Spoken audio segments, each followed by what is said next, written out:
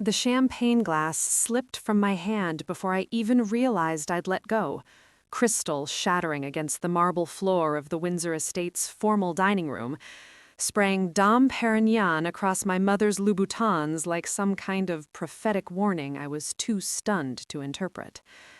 My father's words hung in the air, heavy and cold as the February rain pelting the floor-to-ceiling windows overlooking our family's sprawling River Oaks compound, each syllable a tiny detonation in my chest. You don't know because you are not part of us. You can stay behind and take care of all the kids. 28 years of my life. 28 years of being Emma Catherine Windsor, firstborn daughter of Texas oil royalty, reduced to unpaid babysitting service while my parents, my younger sister Sophia, and my brother Harrison jetted off to celebrate their 40th anniversary in the Swiss Alps. The silence that followed was deafening, broken only by the nervous clearing of throats and the scrape of chairs as 12 family members suddenly found their dessert plates fascinating.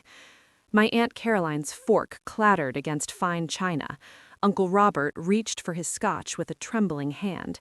Even the catering staff froze in the doorway, silver trays suspended mid-service, their faces carefully blank in that way people get when they witness something they'll definitely gossip about later, but would never acknowledge in the moment.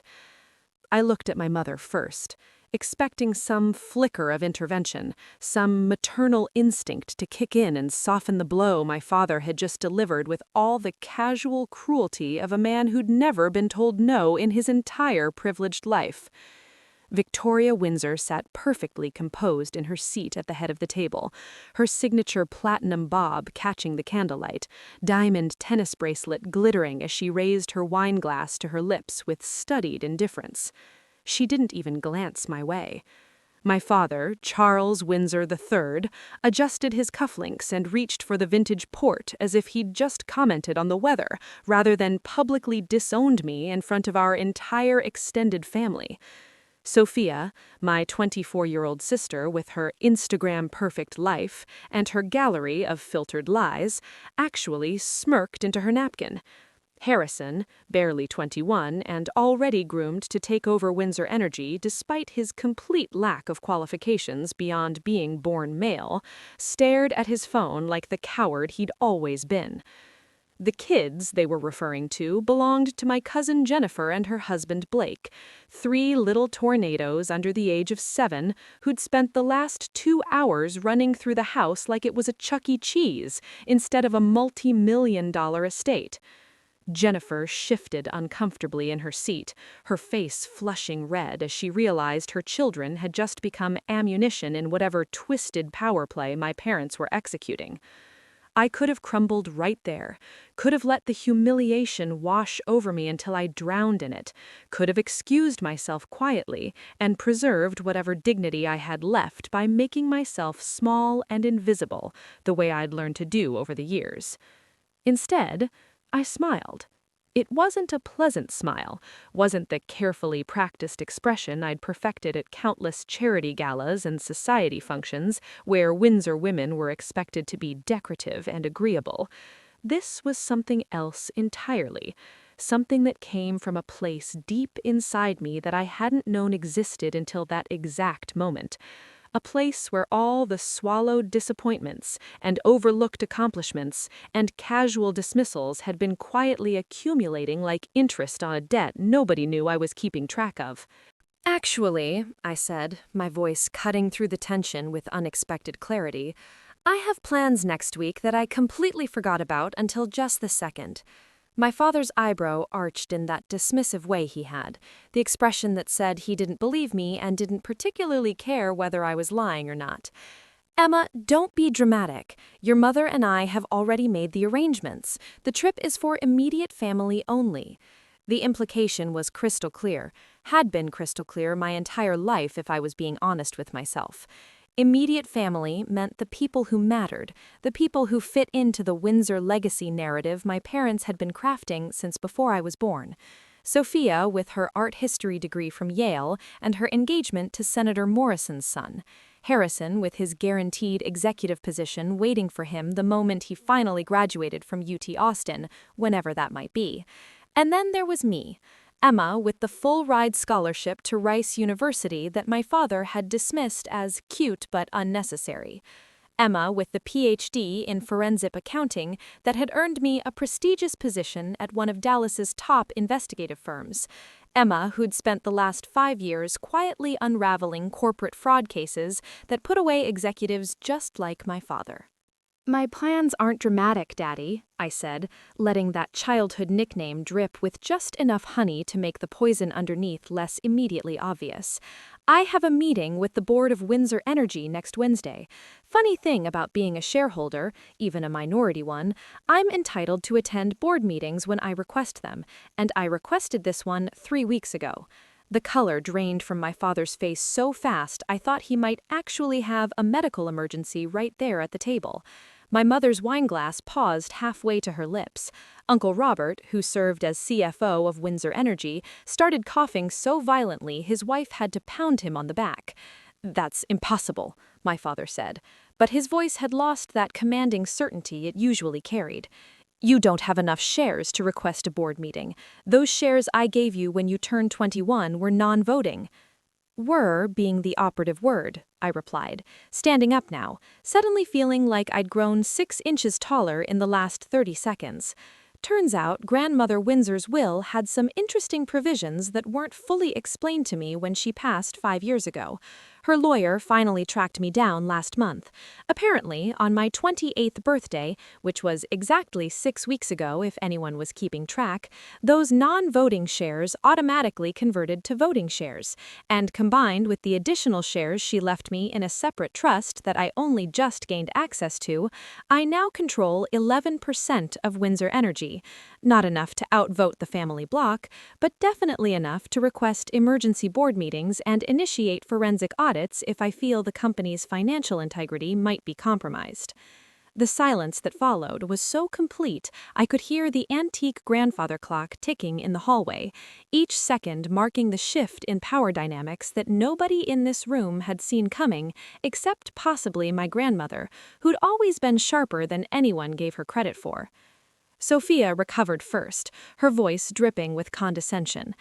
"Emma, what are you even talking about? You sound completely unhinged. This is Mom and Dad's anniversary dinner, not some corporate boardroom. Can't you just be normal for once?" Normal, the word my family had been dismissing me for as long as I could remember. Normal meant knowing your place. Normal meant not asking questions about the discrepancies in company financial reports. Normal meant accepting that being born female in the Windsor family meant you were ornamental rather than essential. "You're right, Sophia," I said, gathering my clutch and the cashmere wrap I'd draped over our chair. "This is Mom and Dad's anniversary dinner, which is why I'm going to excuse myself before I say something that really ruins the celebration. But just so we're all clear, I won't be available for babysitting next week, or any week after that, actually. I've realized I have other priorities now." I was halfway to the door when my father's voice stopped me. No longer dismissive, but edged with something that might have been actual concern if he'd been capable of that emotion. "Emma Catherine, sit down right now. We need to discuss this like adults."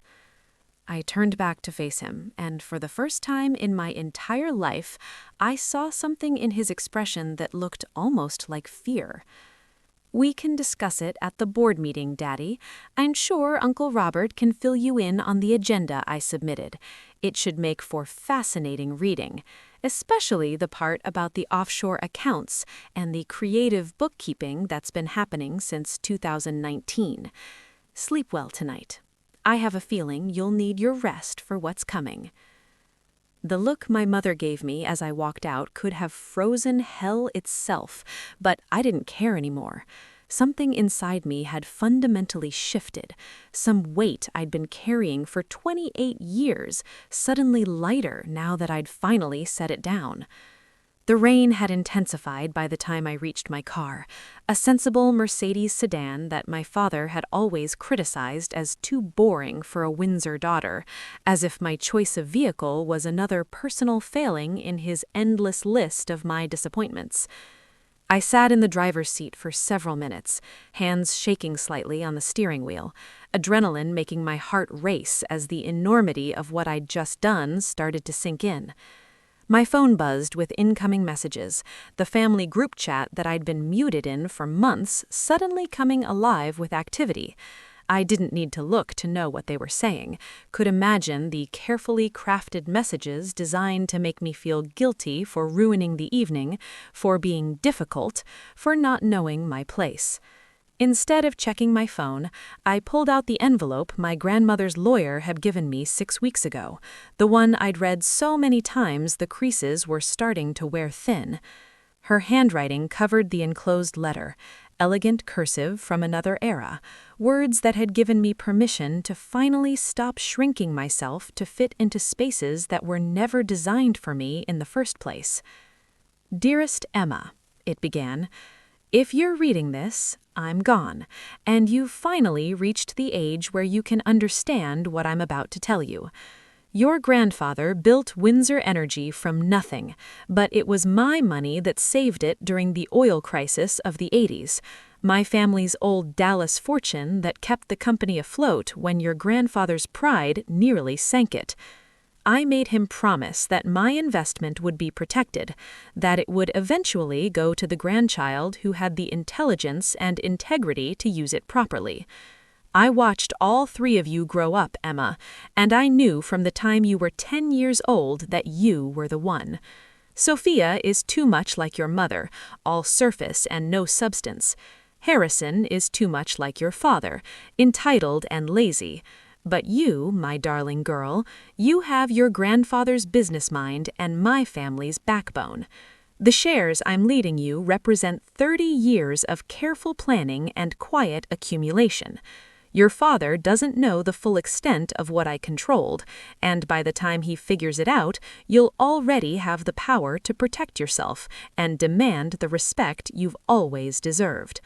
Don't waste this gift being nice, Emma. Nice is how women lose. Be smart instead. Be strategic. And whatever you do, don't let them make you feel guilty for taking what's rightfully yours." I'd cried the first time I read that letter, had cried at my grandmother's funeral knowing she'd spent her final years setting up this elaborate chess game that I was only now beginning to understand. She died knowing I was being systematically excluded from the family business despite having more education and qualifications than both my siblings combined.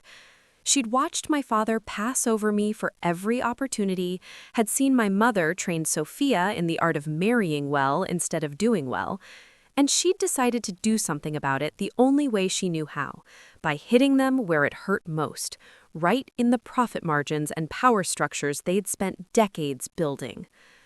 The lawyer had explained that my grandmother had been converting her non-voting shares to voting shares for years, quietly buying up small blocks whenever they became available, using shell companies and trust arrangements that kept her activities hidden from the rest of the family. By the time she died, she'd accumulated enough shares to seriously impact company decisions, and she'd structured the inheritance so that I wouldn't gain full control until I was old enough to handle the inevitable fallout. My phone rang, my father's name flashing on the screen. I let it go to voicemail. Then my mother called, then Sophia, then Uncle Robert. I let them all go to voicemail, watching the rain stream down my windshield, finally understanding why my grandmother had been so specific about the timing. 28 was old enough to have established my own career, my own identity separate from the Windsor name. 28 was old enough to have seen clearly how I'd been systematically diminished and dismissed. 28 was old enough to be angry about it without the anger consuming me. And 28 was apparently old enough to realize that I'd been preparing for this moment my entire life, without even knowing it. Every forensic accounting case I'd worked, every corporate fraud investigation I'd led, every technique I'd learned for following money trails and uncovering financial manipulation, all of it had been training for what was about to happen next. My grandmother had known I'd need those skills. She'd known that simply giving me shares wouldn't be enough, that I'd need to know how to use them, how to fight back when the family inevitably tried to neutralize the threat I represented. The voicemail from my father was predictably aggressive, his voice tight with barely controlled rage. "Emma, this little stunt of yours ends now. I don't know what lies that lawyer has been feeding you about your grandmother's estate, but you need to call me immediately so we can sort this out before you embarrass yourself and this family. Those shares come with responsibilities you clearly don't understand. Call me back within the hour or I'm coming to your apartment." The threat was supposed to intimidate me, was supposed to send me scrambling back to apologize and fall in line the way I always had before. Instead, it just made me tired. Tired of the threats, tired of the manipulation, tired of pretending that being excluded from my own family was somehow normal or acceptable. I deleted the voicemail without listening to the rest and pulled out of the circular driveway, leaving the Windsor estate behind in a spray of gravel and rain. My apartment in uptown Dallas was modest by Windsor standards, a 2-bedroom condo in a secure building that I'd bought with my own money, despite my father's insistence that he'd purchase something more appropriate for me in Highland Park, near the family compound.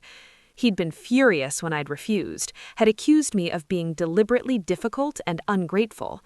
Looking back now, I realized that every choice I'd made to establish independence had been seen as an act of rebellion.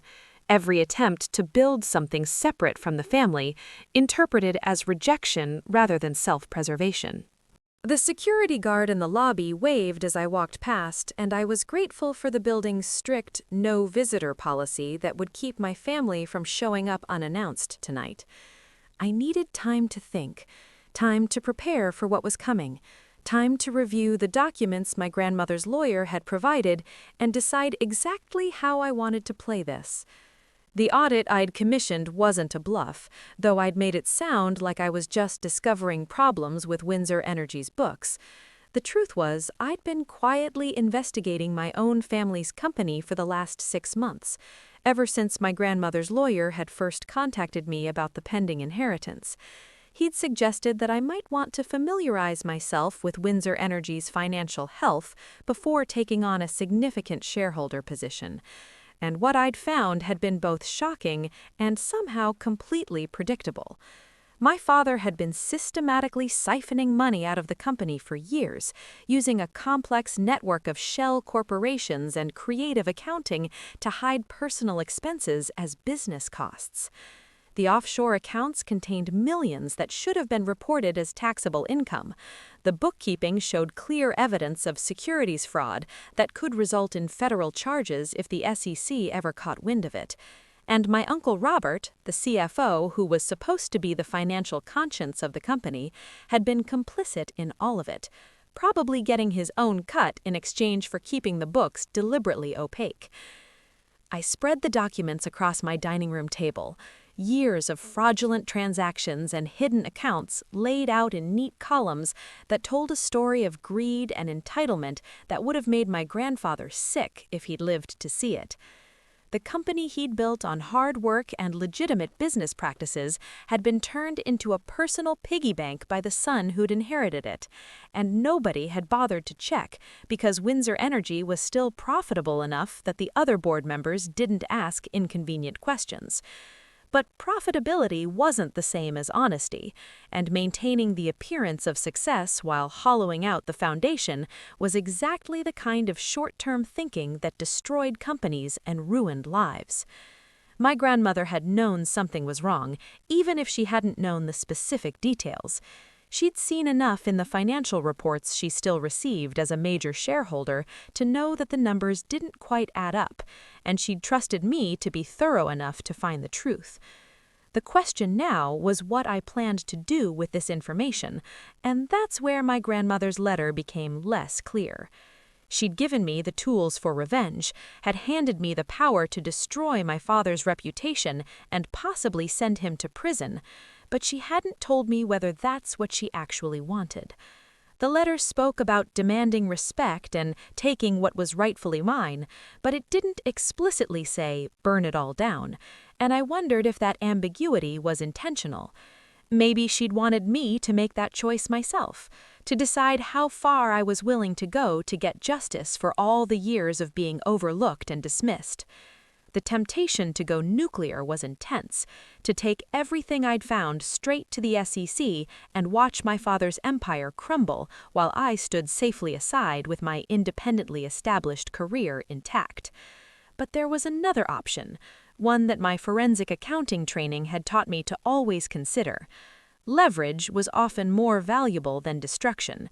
Information could be a weapon, or it could be a negotiation tool, and the smart play wasn't always the most emotionally satisfying one.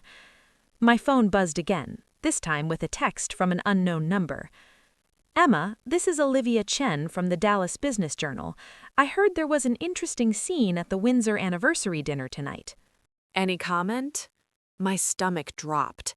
The society gossip machine worked fast in Dallas, and somebody at that dinner had already leaked to the press that something dramatic had happened. I didn't respond to the text, but I knew it was only the beginning. By tomorrow morning, there would be speculation all over the business pages about trouble in the Windsor family, rumors about board meetings and audits that would tank the stock price if I wasn't careful. My father would blame me for that too, would accuse me of deliberately sabotaging the company out of spite, never mind that his own criminal behavior was the actual problem. The responsibility of what I was holding felt heavier suddenly, not just the power to hurt my family, but the power to damage a company that employed 3,000 people across Texas and Louisiana. Those employees had families, had mortgages and car payments and dreams that had nothing to do with the Windsor family drama, but would be destroyed if the company went under or got investigated by the feds. The thing nobody tells you about revenge is that it's rarely clean. In movies, the wronged protagonist gets their satisfying comeuppance moment and the credits roll before you have to deal with the collateral damage. But real life doesn't work that way. Real life is complicated and messy and full of unintended consequences that ricochet in directions you never anticipated. I could destroy my father, could probably take down my mother and Uncle Robert and half the board in the process, but I'd also be destroying my grandmother's life's work, the company she'd saved with her family's money and protected through decades of careful planning. Was that what she'd really wanted? Or had she hoped I'd be smart enough to find a different path, one that held people accountable without burning down everything she'd built? I made coffee and settled in for a long night of reviewing documents and considering strategies, knowing that tomorrow would bring a confrontation I couldn't avoid and needed to be prepared for. The moral high ground was a nice place to stand, but it didn't come with an instruction manual for what happened next. Around midnight, my phone rang with a number I did recognize, my grandmother's lawyer calling at an hour that suggested this wasn't a social call. "Miss Windsor," Richard Anderson said when I answered, his voice carrying the careful neutrality of someone who'd spent 40 years navigating family legal battles.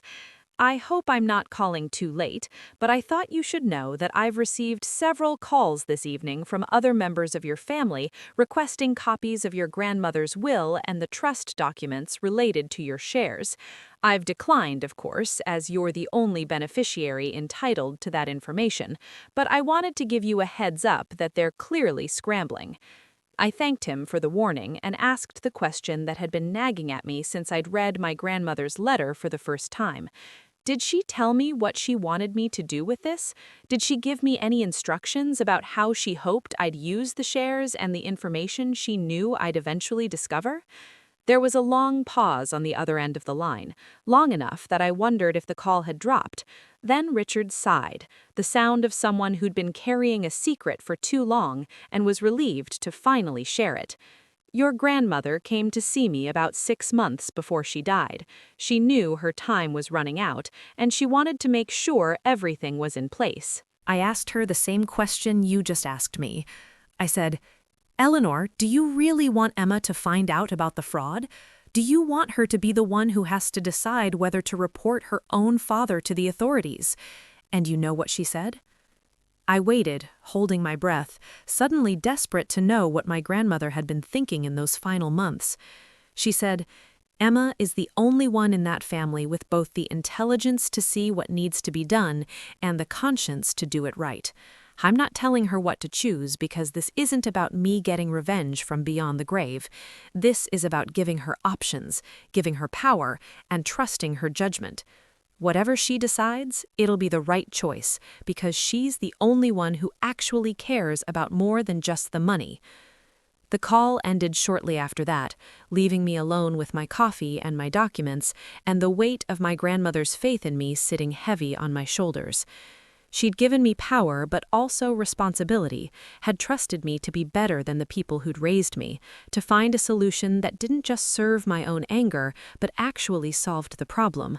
The question was whether that solution existed, whether there was a way to hold my father accountable without destroying everything in the process, whether justice and mercy could coexist in a situation this complicated. I stayed up until dawn drafting 2 different plans, 2 completely different approaches to the board meeting that would determine not just my future, but the future of Windsor Energy and everyone connected to it. One plan was scorched earth, full exposure and consequences, letting the chips fall where they may. The other plan was surgical, strategic accountability that would force change without triggering total collapse. I'd have to decide which one to use in 3 days, when the board convened for the emergency meeting I'd requested. 3 days to figure out who I wanted to be. The daughter who burned her family's legacy to the ground, or the businesswoman who found a way to save it despite them. The morning sun was streaming through my windows when my phone rang again, this time my mother's number appearing on the screen. Against my better judgment, I answered, curious what approach she'd take now that the initial shock had worn off. Emma, she said, her voice carrying that particular tone of wounded patience that she'd perfected over years of dealing with social inconveniences. I think we got off on the wrong foot last night. Your father was stressed about the trip arrangements, and he spoke without thinking. You know how he gets when he's planning complicated logistics. He didn't mean to hurt your feelings. The gaslighting was so immediate and automatic that I almost laughed. This was the standard Windsor family playbook: minimize and reframe, make the victim responsible for being too sensitive rather than holding the perpetrator accountable for their actions. Mom, I interrupted before she could continue down this well-worn path, Daddy meant exactly what he said. I'm not part of the immediate family in his eyes, and honestly, I haven't been for years. Let's not pretend last night was some kind of unfortunate misunderstanding when we both know it was him finally saying out loud what's been true my whole life. There was silence on the other end, the kind of silence that meant my mother was recalculating her approach, trying to figure out which manipulation would work now that the usual tactics had failed. When she spoke again, her voice had shifted from wounded to cold, the real Victoria Windsor emerging from behind the society matron mask. I see. So this is about revenge then. You want to hurt your father because you've decided to be petty about family dynamics that you've never understood. Fine, Emma. Play your little game with the board meeting.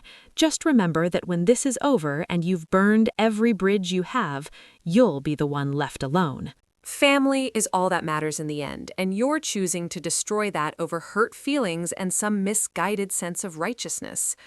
The threat was clear. Choose the family or lose everything. Fall in line or be completely cut off from the Windsor name and money and connections that had defined my entire life. It should have terrified me. 6 months ago, it would have terrified me.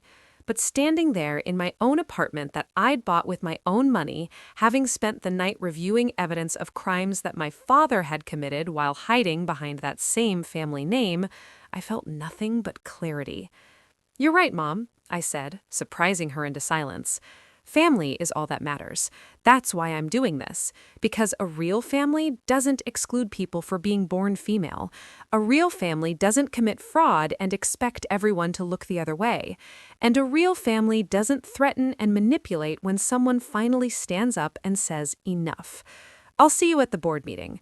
Tell Daddy I'll be bringing my lawyer and some very interesting financial documentation.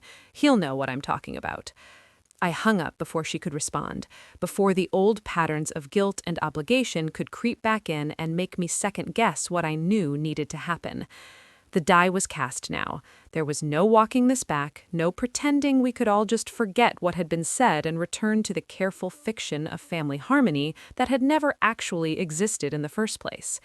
In 3 days, the board would convene, and whatever happened next would determine whether my grandmother's faith in me had been justified or whether I was about to make the biggest mistake of my life. But either way, I was done being invisible, done being dismissed, done being the daughter who didn't matter enough to include in family trips or business decisions or basic human respect. The Emma Windsor who walked out of that anniversary dinner was gone. What came next was someone new, someone stronger, someone who'd finally learned that you can't set yourself on fire to keep other people warm, especially when those people are the ones who handed you the matches and expected you to smile while you burned. The 3 days before the board meeting passed in a blur of preparation and strategic planning that reminded me why I'd fallen in love with forensic accounting in the first place. There was something deeply satisfying about taking chaos and transforming it into ordered documentation, about finding the truth hidden in columns of numbers that most people would dismiss as boring spreadsheets. Richard Anderson met me at my apartment the morning after my mother's phone call, bringing additional documents that my grandmother had left in her care with specific instructions that I could access them once I'd made the decision to move forward. She knew you'd need proof beyond what you could find on your own, Richard explained as he spread banker's boxes across my living room floor. Your grandmother started documenting irregularities 5 years ago when she first noticed discrepancies in the quarterly reports. She hired her own forensic accountant, someone completely independent who couldn't be traced back to her, and they spent 3 years building a case that would hold up in court if it ever came to that. She wanted you to have options, Emma. She wanted you to have enough ammunition that your father couldn't simply dismiss your accusations as the rantings of a disgruntled daughter. The boxes contained everything I needed and more.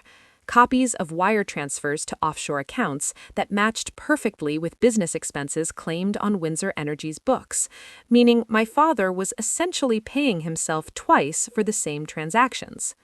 Documentation of luxury purchases run through the company as office equipment, including a $200,000 watch collection and a yacht that was supposedly used for client entertainment but had never actually hosted a business meeting.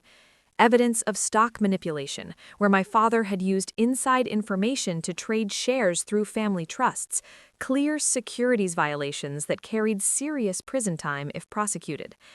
My grandmother's forensic accountant had even tracked down the shell corporations, tracing ownership through layers of legal entities until the paper trail led directly back to my father and Uncle Robert. It was comprehensive, damning, and exactly what I needed to ensure that the board meeting wouldn't devolve into a he said, she said argument that could be dismissed as family drama. Numbers didn't lie the way people did, and these numbers told a story of systemic theft that had been going on for at least 7 years, possibly longer. Richard watched me review the documents with an expression that mixed approval with concern, the look of someone who'd seen enough legal battles to know that having evidence and winning the war were 2 different things. Your grandmother left you one more thing, he said, pulling out a sealed envelope with my name written in her elegant script. She said you should open this the night before the board meeting, when you'd have all the facts, but still time to reconsider your approach if you felt it was necessary. I tucked the envelope into my bag, not ready to face whatever final wisdom my grandmother had left me until I'd finished processing everything else she'd given me. The weight of responsibility sat heavy in my chest, the knowledge that what I did in the next 48 hours would ripple outward in ways I couldn't fully predict or control. I spent that afternoon meeting with my own lawyer, a brilliant woman named Patricia Chen, who specialized in corporate law and securities litigation. She'd handled several high-profile fraud cases and came highly recommended by colleagues at my firm who understood the sensitivity of what I was dealing with. Patricia reviewed the documents with the kind of focused intensity that made her one of the best in Dallas, occasionally making notes or flagging particularly egregious examples of financial misconduct. "This is federal prosecution-level fraud," Patricia said finally, sitting back in her chair and fixing me with a serious look. "Your father could be looking at 10 to 15 years if the SEC and the Justice Department decide to pursue this. Your uncle, too. The board members who approved these financial reports without proper oversight could face civil penalties and be barred from serving on corporate boards in the future. You need to understand that once you present this evidence, you won't be able to control what happens next. If you're asking me whether you have enough to force changes at Windsor Energy, the answer is absolutely yes. If you're asking me whether you should take this public and pursue criminal charges, that's a different question entirely, and one only you can answer." The reality of federal prosecution hadn't fully sunk in until Patricia laid it out so clearly. I'd been thinking about accountability and justice in abstract terms, about forcing my father to acknowledge his wrongdoing and making changes to how the company operated. But Patricia was talking about prison time, about criminal records and federal investigations that would make headlines for months and destroy what remained of the Windsor family reputation. Was that what I wanted? Was that the justice my grandmother had envisioned when she'd spent years building this case? I went home that night with more questions than answers, knowing that tomorrow I'd need to make final decisions about how to handle the board meeting and what exactly I planned to present. The envelope from my grandmother sat on my coffee table, a sealed time capsule of wisdom from a woman who'd understood family dynamics and corporate politics better than anyone I'd ever known. Around midnight, I finally opened it, unfolding pages of her distinctive handwriting that felt like having her in the room with me one last time. "Dearest Emma," the letter began, and I could hear her voice so clearly it made my chest ache with missing her. "If you're reading this, you've seen the evidence I collected and you're trying to decide what to do with it. I imagine you're torn between wanting justice and not wanting to destroy your family completely. That's because you have something your father never developed, which is a conscience. Let me tell you what I learned over 45 years of marriage to your grandfather and 30 years of watching your father try to fill shoes that were always too big for him.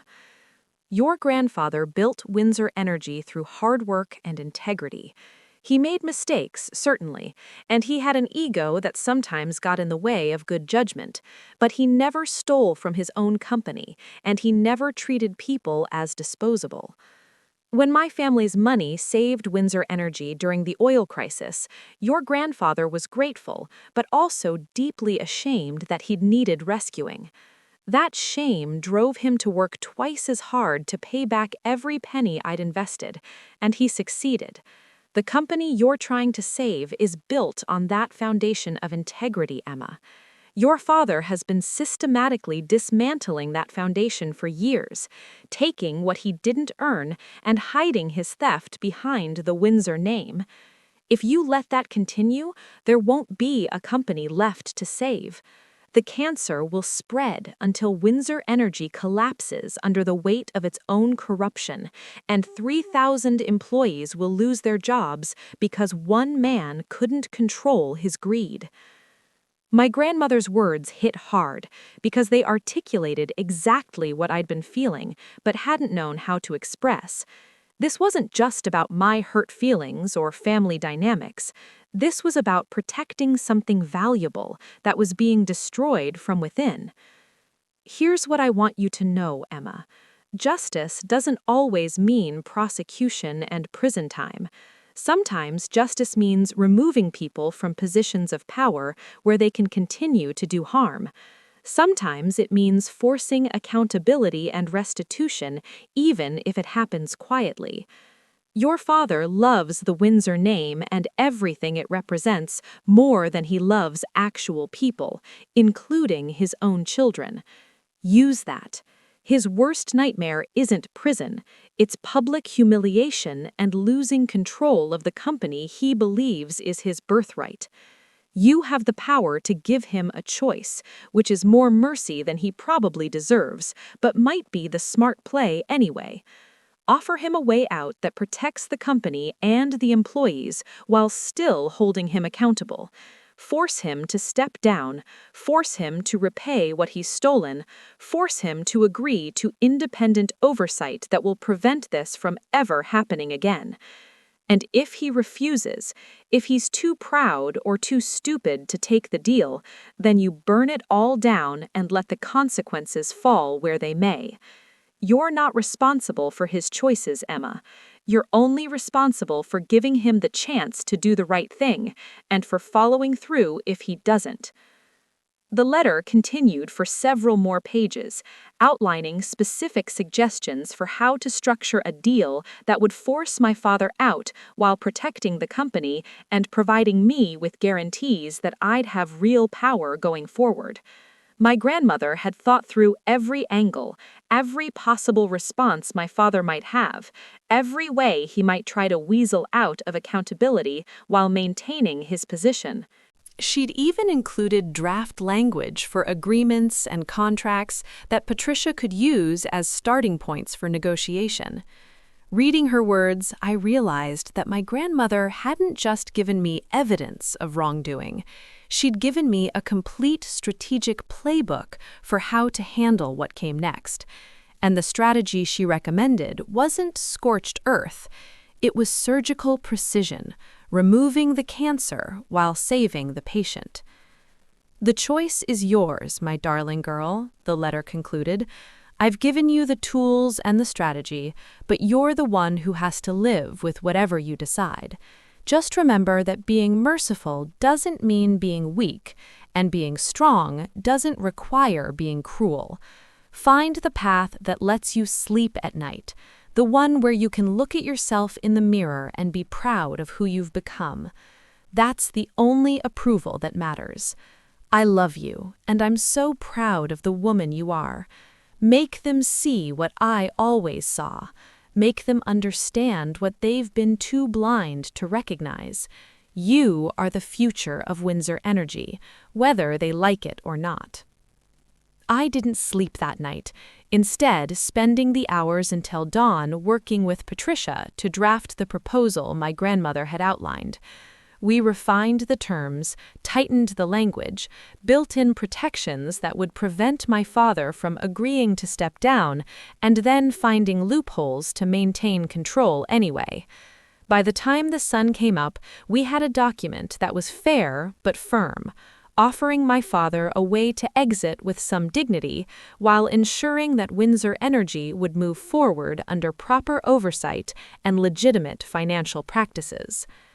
The board meeting was scheduled for 2 in the afternoon at Windsor Energy's downtown Dallas headquarters, giving me just enough time to shower, dress in the most professional outfit I owned, and mentally prepare for what was about to happen. Patricia met me in the lobby at 1:30, carrying 2 briefcases full of documentation and wearing the expression of someone ready for battle. Remember, she said as we rode the elevator to the executive floor, we're here to present information and make an offer. How they respond is their choice.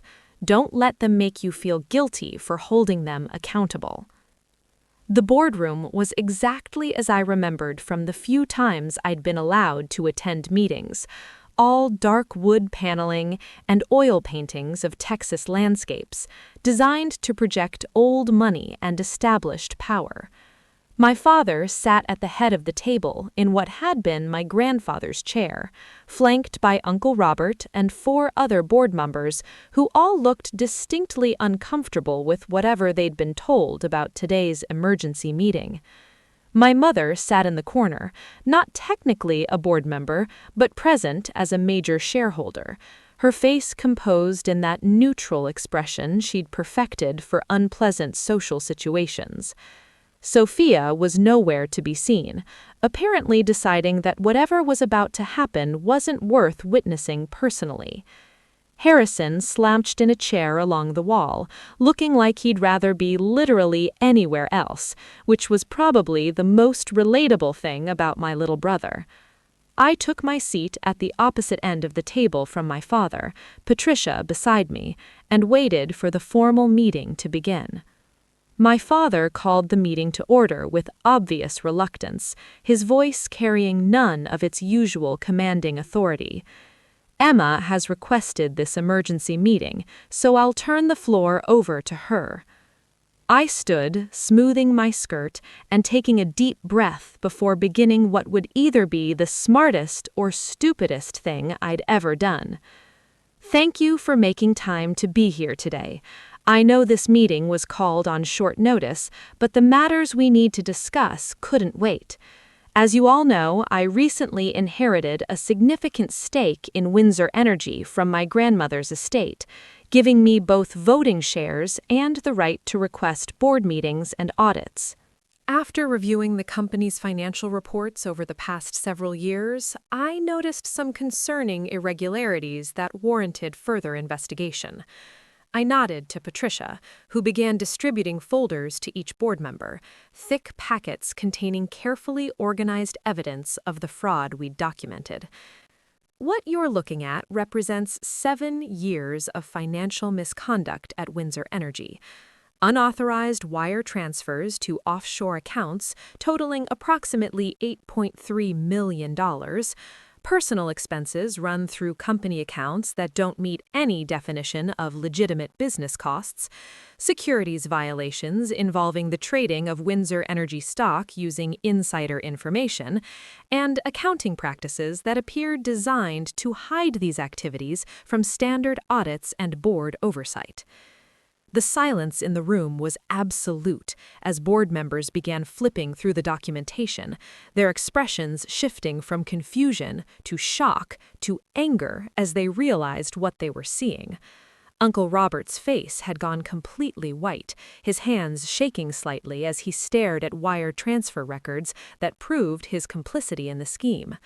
My father sat perfectly still, his expression unreadable, but I could see the tension in his jaw and the way his fingers gripped the arms of his chair. "These are serious allegations, Emma," said Thomas Harrison, the most senior board member besides my father, and someone I remembered as having been friends with my grandfather. "If what you're presenting is accurate, we're talking about criminal fraud that could expose this company to massive legal liability. Where did you get this information?" I'd been expecting that question and had my answer prepared. The initial investigation was commissioned by my grandmother before her death. She hired an independent forensic accountant when she noticed discrepancies in the quarterly reports she received as a major shareholder. I've since verified and expanded upon that investigation using resources from my own firm. Everything in those folders is documented with primary sources, bank records, corporate filings, and communications that clearly establish both the fraud itself and who was responsible. My father finally spoke, his voice cold and controlled in a way that would have intimidated me a month ago, but now just sounded desperate. "This is a betrayal, Emma. You're trying to destroy your own family over some misunderstanding of how business expenses are handled. Every company runs personal costs through corporate accounts. It's standard practice and completely legal with proper documentation." I'd anticipated this defense too, the attempt to normalize what was clearly criminal behavior by pretending everyone did it. "Actually, Daddy, it's only legal if those personal expenses are properly reported as compensation and taxed accordingly. What you've been doing is hiding personal income to avoid taxes, while simultaneously depleting company assets that belong to all shareholders, not just you. That's not a gray area or a misunderstanding. That's fraud, and it's federal crime that carries serious prison time." The word prison hung in the air like a physical presence, and I watched several board members shift uncomfortably in their seats. Thomas Harrison spoke again, directing his question to my father now instead of me. Charles, is this true? Have you been running unauthorized personal expenses through the company? My father's composure cracked slightly, anger bleeding through the careful control. I built this company. My father left it to me, and I've spent 30 years growing it into what it is today. If I occasionally used company resources for personal matters, that's my prerogative as CEO. I don't need my daughter, who has never worked a day at this company, lecturing me about proper financial practices. The entitlement in his response was stunning, the complete inability to see that he'd done anything wrong or that anyone had the right to question him. This was the man who'd raised me, who'd dismissed my achievements and excluded me from family events, now claiming ownership of a company that legally belonged to its shareholders and morally belonged to the employees who actually did the work. I felt my grandmother's presence so strongly in that moment, could almost hear her voice telling me to stay calm and stick to the strategy. Nobody's questioning your contribution to Windsor Energy's growth, I said, keeping my voice level and professional. But growth that's built on fraud isn't sustainable, and it puts the entire company at risk. Which brings me to why I called this meeting. I'm not here to destroy Windsor Energy or ruin the family name. I'm here to protect the company and the 3,000 people who depend on it for their livelihoods. I nodded to Patricia again, and she distributed a second set of documents, these ones outlining the proposal my grandmother had helped design. What you're looking at now is a path forward that addresses the criminal conduct while minimizing damage to the company. The terms are non-negotiable. First, my father steps down as CEO immediately and divests his remaining shares in Windsor Energy within 90 days. Those shares will be purchased by the company at current market value and redistributed to a trust that benefits employees. Second, my Uncle Robert resigns as CFO and accepts a 5-year ban from serving on any corporate board. Third, the $8.3 million that was fraudulently transferred is repaid to the company within 6 months through the sale of personal assets. Fourth, I assume the role of interim CEO while we conduct a proper search for permanent leadership, and the board agrees to implement independent financial oversight to prevent this from ever happening again. The proposal landed like a bomb in the middle of the boardroom, shocking in its comprehensiveness and the clear shift in power dynamics it represented. My father stood abruptly, his chair scraping against the floor. Absolutely not. You can't force me out of my own company, Emma. I'll fight this in court for years if I have to.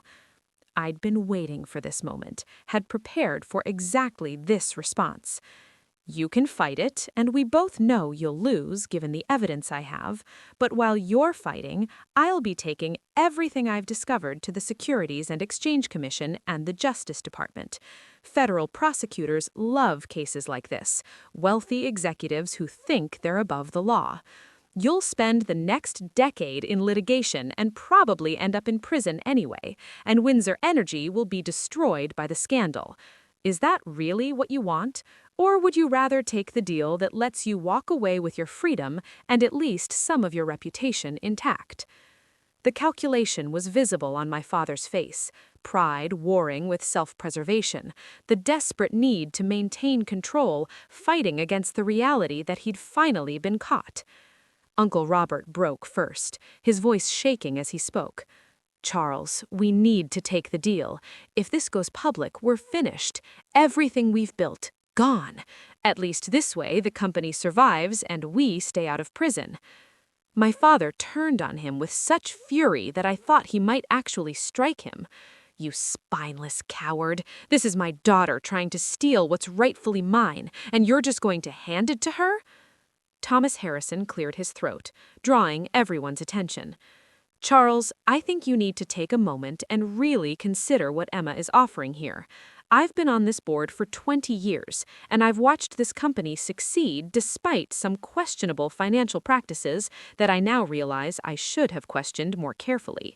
Emma's right that this fraud puts us all at risk, and her proposal actually protects the company while addressing the legal issues. If you force her to go public with this, you'll take down everyone in this room along with Windsor Energy itself. Is your pride really worth destroying your father's legacy?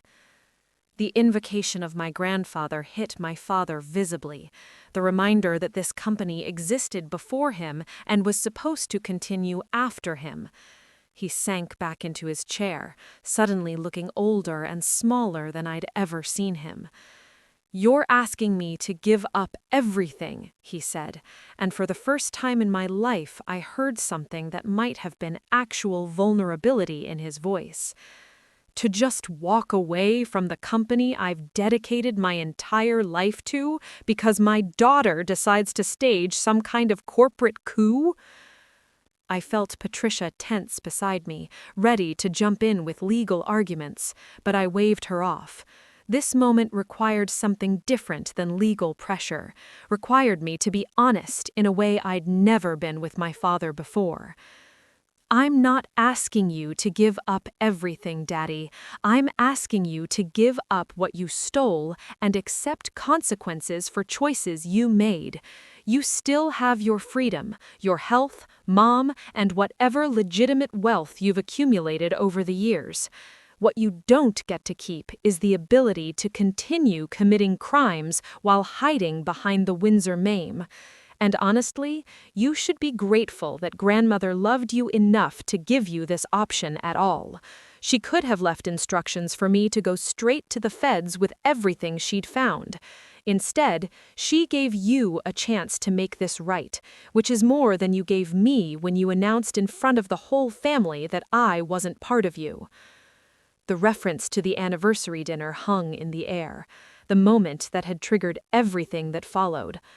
My mother spoke for the first time, her voice tight with emotion I couldn't quite identify. "Emma, you're being incredibly cruel. Your father made a mistake in how he phrased things that night, but this response is completely out of proportion to that offense." I turned to face her directly, years of swallowed resentment finally finding voice.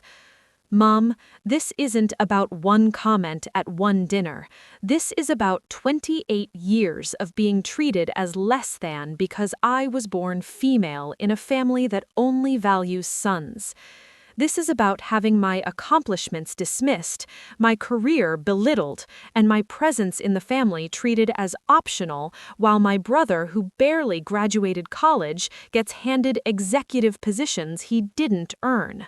The anniversary dinner was just when I finally stopped pretending that being excluded was normal or acceptable.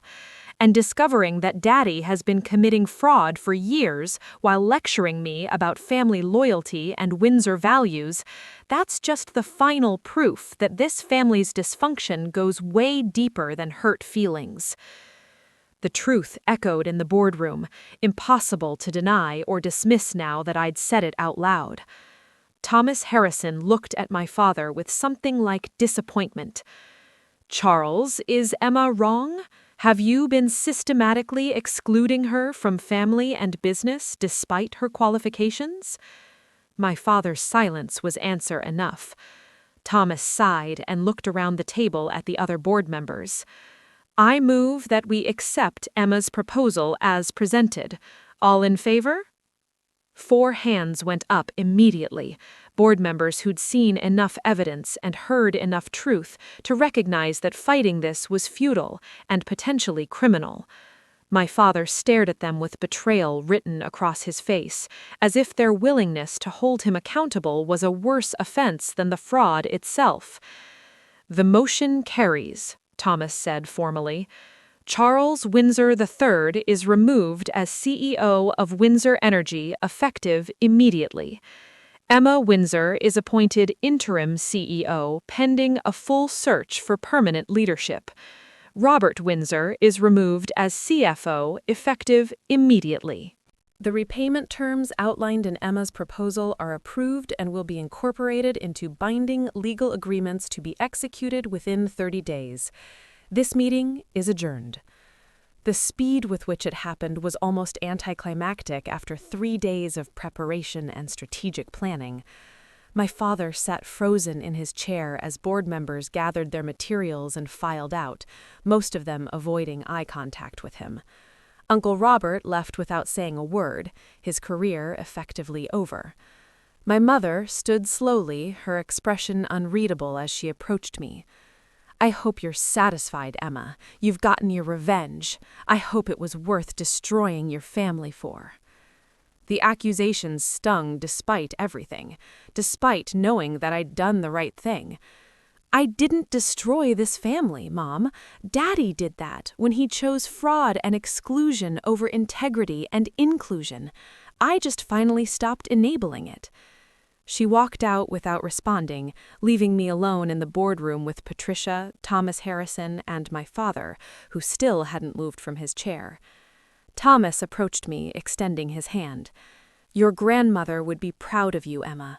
This took courage, and you handled it with more grace than I would have in your position.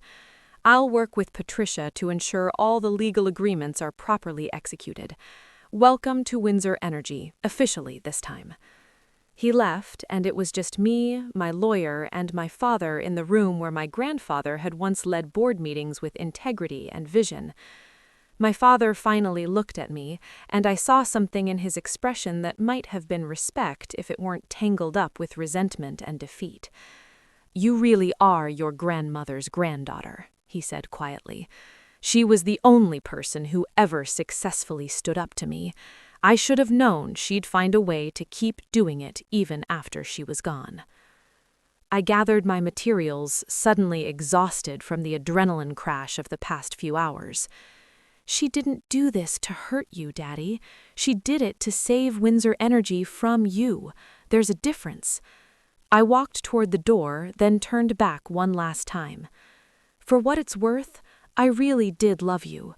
I loved the father I thought you were before I understood what you actually valued. Maybe someday you'll understand that being held accountable isn't the same as being betrayed, and that real family shows up for each other instead of excluding people when they don't fit the perfect picture. But even if you never understand that, I'm done trying to earn love from someone who was never capable of giving it." I left him sitting there in the boardroom, walked past the executive offices that were now technically mine until we hired a permanent CEO, and took the elevator down to the parking garage where Patricia was waiting. "How do you feel?" she asked as we walked to our cars. I considered the question seriously, taking inventory of the complicated tangle of emotions. Sad, relieved, terrified about what comes next, but mostly, I feel free, like I finally put down something heavy I've been carrying my whole life without even realizing it. The next few weeks were a whirlwind of transition meetings, media management, and legal paperwork as my father's exit from Windsor Energy became official. The business press covered it as an amicable retirement, carefully crafted PR that protected both my father's reputation and the company's stock price. The repayment of the $8 million happened exactly as contractually required, funded by the sale of the yacht and several investment properties that my father had purchased with stolen money. Uncle Robert moved to Arizona and took a job with a small family business that would never require SEC filings or independent audits. My mother stopped speaking to me entirely, choosing my father's side even after everything that had been revealed. Sophia sent one text that said, "I hope you're happy now," and nothing after that. Harrison, surprisingly, called me a month after the board meeting. "Hey, Emma," he said, sounding more mature than I'd ever heard him. "I just wanted to say I'm sorry for not defending you that night at dinner, for all the times I benefited from the sexism in our family without saying anything. What you did was brave. And I'm trying to figure out how to be less like Dad and more like you and Grandmother." That conversation gave me more hope for healing than anything else had. The possibility that maybe not every relationship in my family was permanently broken. I stayed on as interim CEO for 6 months while we searched for permanent leadership. someone with actual oil industry experience and a track record of ethical management. I used that time to implement every reform my grandmother had dreamed of: independent financial oversight, transparent reporting, employee profit-sharing programs that gave workers a real stake in the company's success. When we finally hired the new CEO, a brilliant woman who'd successfully turned around 2 other energy companies, I stepped back into a board position that gave me power without the daily operational responsibilities. Windsor Energy thrived under the new leadership, profitability increasing once we stopped hemorrhaging money to offshore accounts and fraudulent expenses. The company my grandfather built and my grandmother saved continued into its next generation stronger and more ethical than it had been in years. I never regretted what I did that day in the boardroom, never second-guessed the choice to hold my father accountable, even though it cost me relationships with my mother and sister. A year after the board meeting, I visited my grandmother's grave, bringing fresh flowers and a bottle of the vintage wine she'd always loved. I sat on the grass beside her headstone and told her everything that had happened, all the changes at Windsor Energy, the relationships that had ended, and the ones that had survived.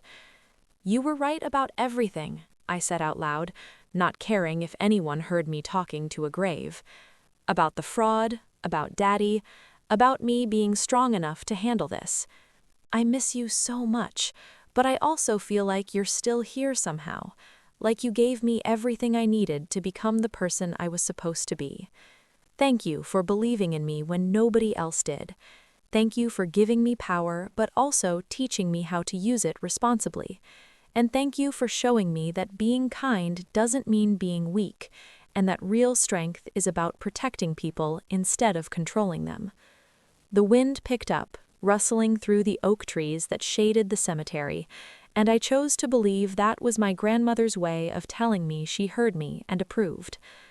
I drove home to my apartment in Uptown, the same modest condo I'd bought with my own money, still refusing to live in Highland Park despite now being wealthy enough to afford it. The satisfaction of building something myself, of earning rather than inheriting, mattered more than impressing people who'd never valued me anyway. Some days, I still felt the ache of losing my parents, the grief of accepting that some relationships couldn't be repaired no matter how much you wanted them to be. But mostly, I felt grateful. Grateful for my grandmother's wisdom and strategic planning. Grateful for Patricia's legal expertise. Grateful for Thomas Harrison's integrity and Harrison's apology. I'd learned that family wasn't just about blood and shared last names. Family was about people who showed up for you, who supported your growth even when it was uncomfortable, who held you accountable while also having your back. By that definition, my real family was small but mighty, and that was enough.